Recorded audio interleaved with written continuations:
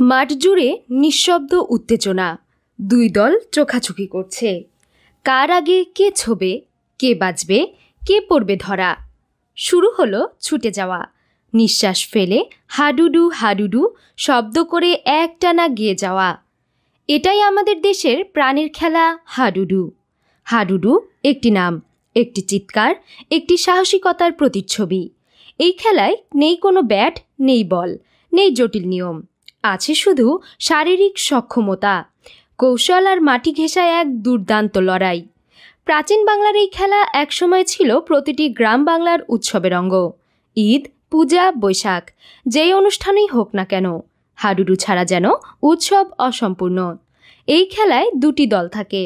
এক দল থেকে একজন খেলোয়াড় প্রতিপক্ষের এলাকায় ঢুকে এক নিঃশ্বাসে হাডুডু বলে ছুঁয়ে ফিরে আসার চেষ্টা করে।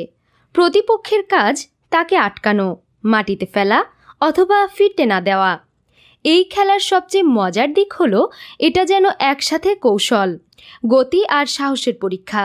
শুধু শক্তি দিয়ে নয়, খেলতে হয় মাথা খাটিয়ে। কখন কার উপর ঝাঁপিয়ে পড়বে, কখন ফিরবে নিরাপদে, এই হিসেব নিকেশ ভুল হলেই বিপদ।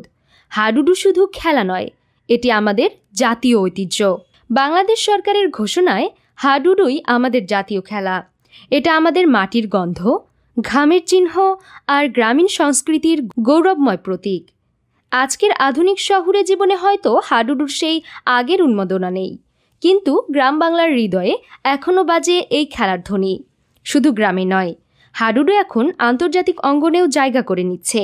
কাবাডি নামে এটি খেলা হয় বিশ্বজুড়ে, ভারত, ইরান, দক্ষিণ কোরিয়া, এমনকি ইউরোপ আমেরিকাতেও। তবু আমাদের হাডুডু আলাদা। এটা আমাদের শিকড়, আমাদের গর্ব।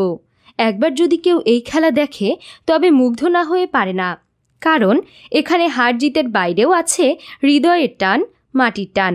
এই খেলায় আমাদের পরিচয়, হাডুডু, বাংলার বীরত্বের খেলা।